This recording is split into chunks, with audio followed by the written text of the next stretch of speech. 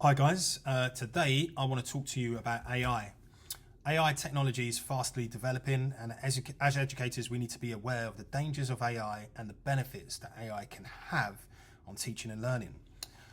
I think it's important for everyone to understand that I am fascinated with AI and fascinated with the progress that AI has made over the last decade.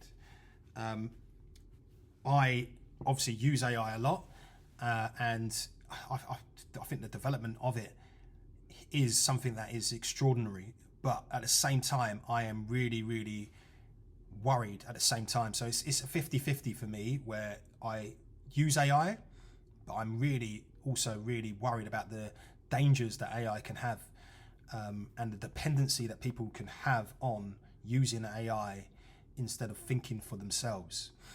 So that is really the position that I'm in with AI. I use it, and hypocritically, at the same time, I'm aware of the dangers. I'm also aware of the data as well, in terms of putting too much data into the hands of these big AI companies. But in saying all of these things, I think as teachers we have a very hard job, and we have a job where there's often so much work, and such a heavy workload that we have. And every year it's increasing, really. Class sizes are increasing, SEN needs are increasing, and our workload is becoming harder and harder, and in the sense that we have less and less time for ourselves. And sometimes that can affect our well-being and can affect our work-life balance. But I think this is a position where I think AI can really help us, and it can be of a benefit to us as teachers, as well as a benefit for students. And in this tutorial, I'm just going to focus on Google LM and show you how to source key information, because as teachers we have so much vast array of knowledge and information and sheets and PDFs that we've created over time. And I'm going to show you how we can use that source knowledge to create really amazing outcomes. Okay, so here is NotebookLM, and it says here, the first thing you see, understand anything. Okay, your research and thinking partner, grounded in information you trust, built with the latest Gemini models. Now, I've got to say, I think Google are winning the race at the moment when it comes to AI. Obviously, initially it was ChatGPT, but I would say Google are the ones that are really pioneering and coming up with really innovative and great AI tools. So as it says, you can upload your sources. Those sources can be PDFs, website, YouTube tutorials, videos, audio files, Google Docs. All of these things can be uploaded, and they are the source. So like I've said to you, this is an application, and the key thing is the source of information. And like I said, as teachers, we have so many different sources, so many different PDFs, so many different PowerPoints, so many different audio files.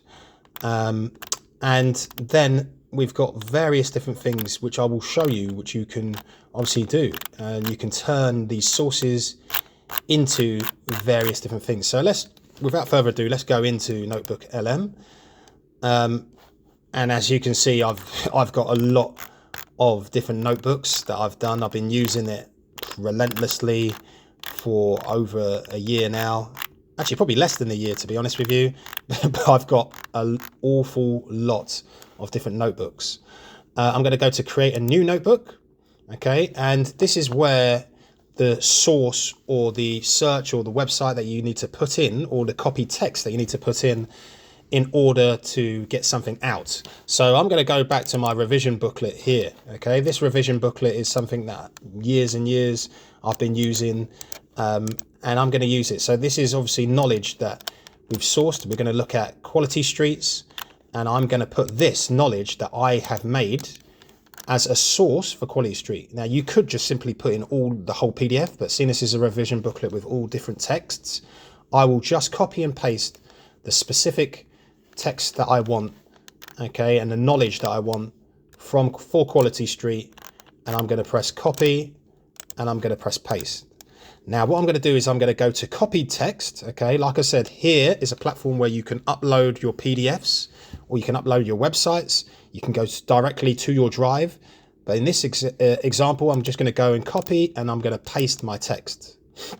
Now, that is all the text that I had, all the knowledge that I had, all my source and all my sources that I had from that document, and I'm going to press insert. Now, what it does is it will now turn all of the sources, all the source that I've put in, all the text, and they will put it into NotebookLM. Now, this is the important bit, is when we go to Studio, we can choose what the outcome will be, whether we want to turn that source into audio. Now, if you click on the pencil, it gives you different options. So for audio, I can go in and have a deep dive. So this will be like a podcast conversation between two hosts, unpacking and connecting topics. Now, this is a really, really interesting way to for students to learn and revise, because they got a podcast. It goes into really a lot of detail, which I can show you an example of.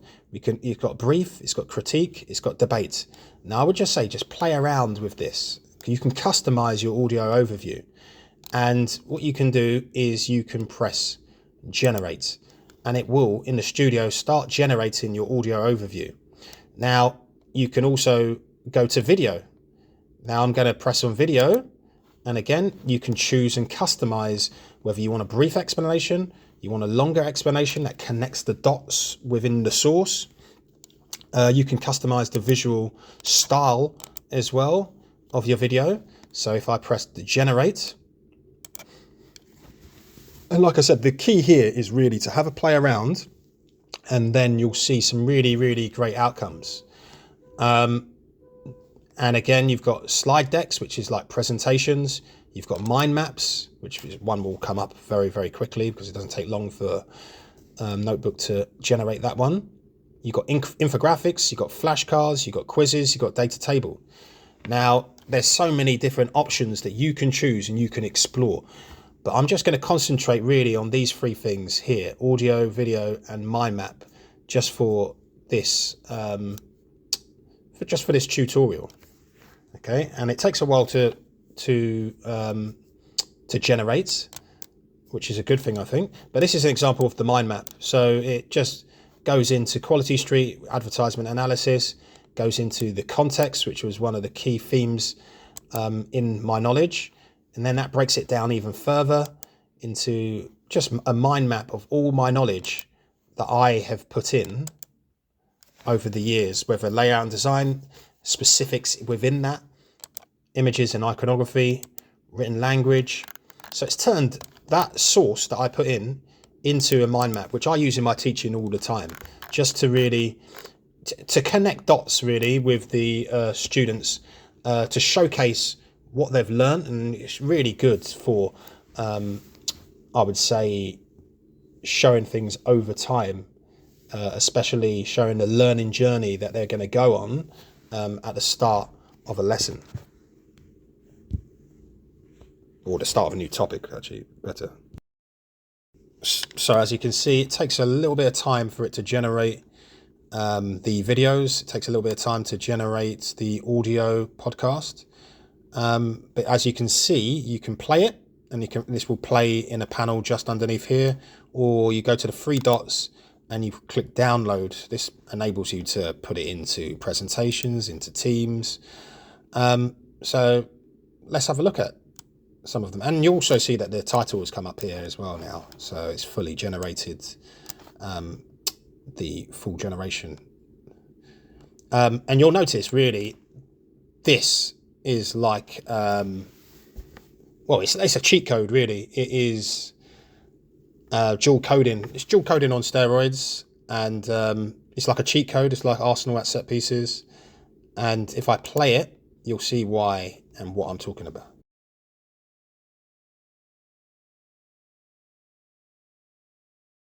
All right, let's dive right into this one. We're looking at what seems like a pretty simple, charming chocolate ad from the 1950s. But, you know, beneath that really nostalgic surface, there's a fascinating story hiding in plain sight. A story about post-war Britain, about power, and about persuasion. So we're going to peel back the layers together and show you what this vintage image is really trying to sell. And that really brings us to the big question, right? What is this ad really selling? I mean, sure, on the surface, it's chocolates, obviously. But if you look just a little bit closer, you'll see it's also selling a very specific set of ideas. Ideas about society, about gender, and about class. So, is it just a charming chocolate ad? Or is there something more going on here? Well, let's start peeling back those layers and find out. Okay, so at first glance, the answer seems super simple. It's this sweet, almost wholesome little scene, right? You've got a well-dressed man, two really cheerful women, and of course, a tin of famous chocolates. It all feels so cozy, so familiar, completely innocent. But as we all know in advertising, nothing is ever that simple. And that feeling of simplicity, it really starts to unravel the second we start to decode the design. See, every single color, every shape, every choice you see here was made for a very specific reason. This is the visual language of persuasion at work. So, we're going to break down 4 key design elements for you. We'll look at that fancy gold frame, the way the people are arranged, that really vibrant color palette, and yeah, even the very specific choice of purple for the text. Okay, let's start with that gold frame. It's not just a border, right? It's designed to look like something you'd see on a classical painting in a museum. And that immediately signals luxury, heritage, and quality. It's a visual shortcut to tell you, hey, this product has a distinguished, trustworthy past. And now, look how the characters are positioned. You see it? They form this subtle triangle. Now, this is a classic composition technique used by artists for centuries, and its whole purpose is to draw your eye right down to the focal point. And what's sitting right there at the bottom center of that triangle? The product itself, the tin of Quality Street. It's just a super clever way to make sure you absolutely cannot miss it. The colors in this ad are absolutely telling a story too. I mean, these rich, vibrant reds, blues, and purples, they just feel so joyful and celebratory. You have to remember, this is 1950s Britain. The country was just coming out of the bleak gray years of post-war rationing. So these colors, they tap directly into this new feeling of public optimism and the growing excitement for a world of consumer culture. And finally, let's talk about the typography, the font. The brand name is written in this bold purple lettering. And historically, purple has always been the color of royalty, of wealth, of power. So using it here just reinforces that whole idea of indulgence and high class. It makes these chocolates feel like a truly special treat. But okay, the persuasion goes way deeper than just design choices. This ad is also absolutely packed with hidden symbols of power, and these are the symbols that reveal a ton about the social dynamics of the 1950s. So let's break down the difference between what you see and what's being implied. First, you see a tin of chocolates on the man's lap, but its placement is a pretty clear phallic symbol, right? It's suggesting he's the one with the power and control. Next, you see the man is seated right in the center, and he's a little higher than the women. This physically represents male dominance in what was a very patriarchal society. And finally, you see the women's dresses actually match the colorful sweets. This is no accident. It visually equates them with the chocolates, presenting them as desirable objects, things to be chosen and consumed. And all of this brings us to a really key concept for media studies, something called the male gaze. A theorist named Laura Mulvey came up with the term, and it basically describes how women in media are so often presented as passive objects from the perspective of a male viewer. In this ad, the women are there to be looked at, and their role is to desire the man who has the prize. It's a perfect, textbook example of this theory in action. So, when you put it all together, the man is being framed as the hero of this little story. He's the one who controls the prize, the chocolates. And you know what? This narrative was incredibly effective. It worked on male consumers who could see themselves as that powerful provider, and it worked on female consumers who were taught to desire the prize that he was offering. But look, to fully grasp why this ad works so well, we have to understand the world it was actually made in. This thing wasn't created in a vacuum, right? It was absolutely a product of its time. The 1950s in Britain. I mean, this was a period of massive change. The country was still recovering from the war, rationing was finally ending, and this whole new wave of consumerism was just starting to take hold. In fact, the Conservative Party's popular slogan at the time was "Set the people free," which just perfectly captured the public's mood, this desire for more choice and for small, affordable luxuries, like a tin of chocolates. This era also had incredibly strictly defined gender roles. Men were expected to be the providers, the decision-makers, dominant and in control. And women? They were largely expected to be housewives, nurturing, subservient, and focused on the home and family. So this ad isn't inventing these stereotypes, it's just powerfully reflecting and reinforcing the social norms that everyone already accepted. Oh, and there's one last clever trick I want to point out. The two little characters inside that gold frame. They were actually known as Major Quality and Miss Sweetly, and they were inspired by Britain's Regency era. A time we associate with elegance and refinement. This was just a brilliant marketing move. It linked a modern, mass-produced product to this sense of timeless tradition and class, which helped build a ton of trust in the brand.